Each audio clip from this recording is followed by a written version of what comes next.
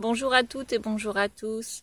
Alors, être celui qui guérit, c'est tout simplement celui dans la famille, dans une famille, qui peut-être éventuellement, depuis tout petit, est en difficulté avec la vie, peut-être qu'il somatise ou peut-être qu'il se sent pas très à sa place ou pas très bien dans sa peau, mais ça peut être, on peut s'en rendre compte un peu plus tard, peut-être que ça va à peu près dans son enfance et puis dans sa vie adulte, on va rencontrer soit la maladie, la dépression, peut-être un burn-out ou en tout cas des choses qui vont vraiment nous amener à nous poser des questions.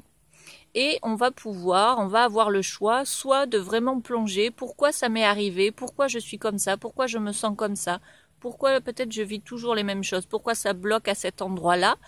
Mais on peut aussi choisir de se poser en victime et se dire qu'on n'a pas de chance et continuer sa vie avec sans forcément chercher, sans forcément aller accueillir, mais plutôt voilà, en disant c'est la faute à l'extérieur, c'est la faute à pas de chance. On peut aussi ne pas vouloir regarder, voir que ça dysfonctionne un peu, mais préférer bien remplir sa vie pour pas aller voir trop en profondeur, pour pas trop se retrouver tout seul, pour pas être confronté au vide existentiel, pour pas aller regarder justement dans les profondeurs qu'est-ce qui pourrait advenir et nous déstabiliser. Parce qu'en effet, être celui qui choisit de guérir, c'est vraiment accepter de passer peut-être des moments pas très cool, de passer des moments où il va falloir accepter de plonger, d'aller pas très bien, d'accueillir ce qui est, de voir des trucs un peu moches en soi, et d'accepter de faire moins de choses, d'être plus dans l'être et moins dans le faire. D'accepter le silence. Parfois, ça va demander de changer complètement de vie, de ralentir. Surtout si on est quelqu'un qui a pris l'habitude de vraiment faire beaucoup de choses et de combler. Voilà, en tout cas, moi, c'est ma propre expérience. Et puis parfois, on pense que on fait vraiment un travail sur soi parce qu'on va se faire accompagner. Parfois, pendant des années, on va essayer plein de techniques. On va faire des stages de développement personnel. Et parfois, on rame quand même, malgré tout. C'est difficile, on n'arrive pas à aller mieux. Parce que tout simplement, ce qu'il faut savoir, c'est que c'est pas évident, hein, c'est pas un coup de baguette magique. Aller mieux et travailler en profondeur, ça demande souvent de l'endurance. Ça demande parfois on guérit certaines choses et puis il y a d'autres choses qui arrivent, sinon on s'ennuierait quelque part. C'est aussi voilà, et puis parfois aussi on se leurre, on pense qu'on veut vraiment guérir et s'en sortir puisqu'on se fait aider, puisqu'on s'inscrit à tous les stages et que vraiment on en veut vraiment, hein. Et en fait au fond de nous on n'a pas vraiment envie de guérir parce que tout simplement, il y a un bénéfice secondaire à continuer à se raconter que oui, mais quand même avec ce qui m'est arrivé dans mon enfance ou avec ce qui s'est passé dans ma lignée ou alors à se raconter des choses comme ça et finalement être la victime, ça ne nous déplaît pas totalement parce que peut-être qu'on va attirer autour de nous des personnes compatissantes, une certaine écoute, du réconfort, etc. Et puis ça va nous donner un statut social. Je suis la victime de telle chose, alors je vais peut-être m'inscrire ou peut-être créer une association de défense des personnes qui ont vécu ça, et ça va me donner une identité, hein. Donc ça peut être aussi ça peut être aussi un obstacle à la guérison. Voilà, même si on pense vouloir s'en sortir, des fois il peut y avoir des choses comme ça. On n'est pas tout à fait prêt finalement. Il faut savoir aussi que même si on est prêt, de toute façon, ça prend forcément du temps. Et puis encore une fois, plus on va créer de temps pour guérir, parce que pour moi, on a beau être aidé, et il y a un besoin d'être aidé à l'extérieur par des professionnels, par des gens compétents, peut-être d'aller se former, peut-être, d'essayer plusieurs choses qui nous conviennent plus ou moins. Il y a aussi un besoin vraiment essentiel de plonger à l'intérieur de soi qui ne peut que se faire accompagné, mais aussi seul. Et ça, on peut pas éviter ça, à mon avis en tout cas. De se retrouver seul et d'accepter d'être seul, d'être dans le silence et surtout de ne rien faire et juste d'être dans la présence, peut-être aussi d'être plus dans la nature, de vraiment avoir ce désir de se relier pour recevoir des informations, parce qu'il n'y a qu'à partir de ce moment-là où on ralentit sa cadence, où on ralentit son rythme de vie, qu'on va commencer à recevoir des informations, parce qu'on a tendance à aller chercher à l'extérieur beaucoup, et alors que l'information, elle est à l'intérieur, on est vraiment guidé, on est vraiment en lien avec le tout à partir du moment où on ralentit.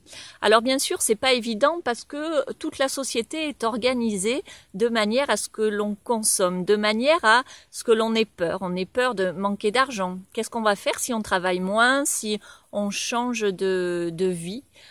Comment les gens vont nous juger, voilà, on est rattrapé vraiment par des peurs fondamentales et toute la société est organisée autour de cela, à nous faire peur pour aussi nous pousser à la consommation, nous pousser à faire des choses, nous pousser à nous couper de nous-mêmes en fait, hein. Et plus on va ralentir, plus on va être en lien avec soi-même, et en lien avec soi-même, c'est être en lien avec le sacré, avec quelque chose qui nous dépasse, quel que soit son nom, hein. Il y a pas forcément à être dans une religion ou autre, c'est juste sentir à quel point il y a des choses beaucoup plus grandes que ce que l'on voit dans les médias, que ce que l'on entend, et parfois dans quoi on se noie, dans tout ce brouhaha, que dans le silence, ouais, on peut vraiment connecter des informations. Et puis bien sûr, être celui qui guérit, ça veut dire aussi que quand on nettoie quelque chose, eh ben, il peut y avoir quelque chose d'autre qui arrive, parce qu'en fait, c'est jamais fini, sinon on se lasserait et la vie serait bien vide. Et voilà, il peut arriver ça. Et puis, on va avoir des informations parfois. Plus on va dans la conscience et plus on reçoit, et parfois des choses qui sont en nous, ou en tout cas qui nous traversent, et on ne sait pas d'où ça vient, mais en tout cas c'est là. Alors ça vient peut-être de nos lignées, peut-être, alors évidemment moi je ne sais pas tout, hein, mais d'une autre vie, ou voilà. Après ça dépend ses croyances, ça dépend ses ressentis, mais après tout c'est pas forcément important d'où ça vient, mais en tout cas, juste reconnaître que c'est là et que on a des informations et que l'on porte telle ou telle souffrance et qu'il y a des choses à délivrer. En prenant tout ce temps, tout ce recul aussi, on peut s'apercevoir que parfois des choses qui nous sont arrivées dans la vie, ça peut être le deuil d'un proche, comme ça m'est arrivé il y a quelque temps, on peut se rendre compte que certaines choses nous ont affectés beaucoup plus profondément qu'il n'y paraissait à l'époque, et puis avoir besoin d'un coup de pleurer, de vraiment accueillir toute la profondeur et tout le poids de cette émotion, et on peut vraiment être des fois pas forcément se laisser emporter, mais observer que les choses nous dépassent et nous ont touché beaucoup plus que l'on aurait pu croire. Et je me dis que si j'avais été encore dans une vie avec mes 35 heures, avec une vie bien remplie, avec dès que j'ai mes 5 semaines de vacances, je vais partir en voyage parce que j'ai envie d'en profiter. Tout ça, je serais tellement passée à côté de toutes ces informations-là. Et j'aurais pas pu les accueillir parce qu'il n'y aurait pas eu de place finalement pour tout cela. Donc voilà, à travers cette vidéo, je voudrais vraiment rendre hommage à toutes ces personnes qui ont choisi de faire ce beau travail de guérison, parce que c'est une guérison pour soi, même si c'est un chemin qui est difficile et qui demande du courage. C'est un très très beau chemin, un chemin spirituel, un chemin pour se relier, un chemin pour se sentir toujours plus vivant, un chemin de guérison pour soi, pour s'aligner, pour aussi les gens qui étaient là avant nous, mais les gens, peut-être nos enfants si vous en avez. Et c'est vraiment important qu'à un moment dans les familles, et souvent il y a une personne qui va se dédier à cela, qu'il y ait une personne qui arrive et qui arrête un peu, ou qui soit là et qui choisisse de nettoyer, même si c'est pas un rôle facile. Voilà, donc cette vidéo c'est pour rendre hommage. Alors souvent ces personnes-là aussi, ça va être lorsqu'elles sont sur ce chemin de guérison, elles peuvent aussi aider. On retrouve des gens qui aident après. Hein, si quand on commence à nettoyer chez soi, on a envie aussi d'en faire profiter les autres et voilà, de tout ce qui nous parle, de tout ce qui nous habite. Voilà, moi je suis vraiment portée par les constellations familiales et systémiques, tous ces temps de contemplation, de méditation aussi, de reliance à soi, de travail corporel.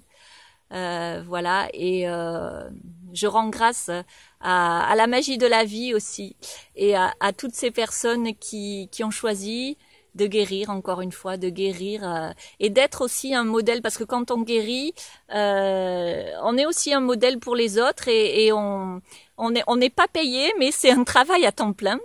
Ça, c'est important de le dire, c'est quand même un travail à temps plein, et ça peut énormément fatiguer aussi, déstabiliser. Il peut y avoir des périodes de grosse fatigue.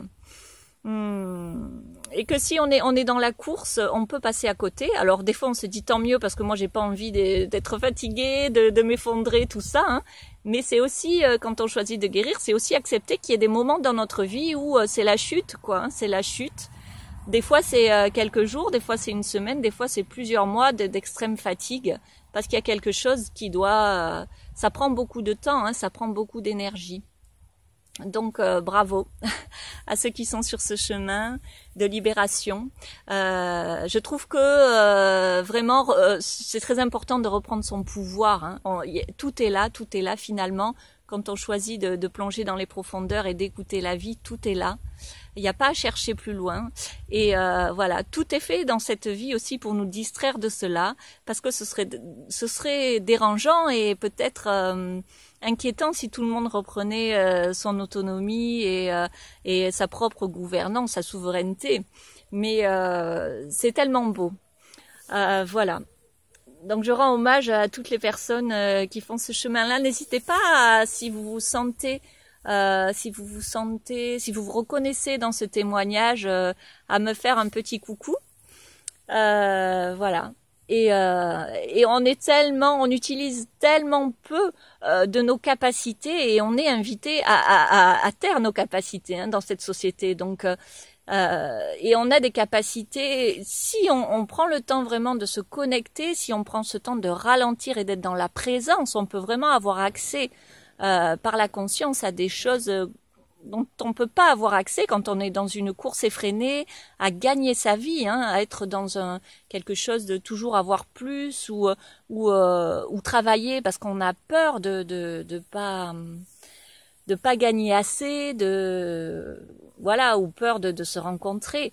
Donc voilà, c'est très intéressant d'être dans cette ouverture de conscience, et c'est pas réservé juste à certaines personnes. Si vraiment on sent que on est appelé par ça, il y a vraiment c'est vraiment accessible à tous à partir du moment où on s'en donne les moyens.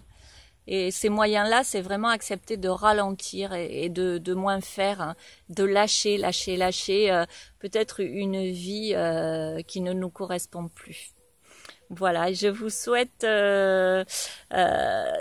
beaucoup de paix, d'apaisement, quels que soient vos choix de vie, votre chemin, et je vous dis à très bientôt.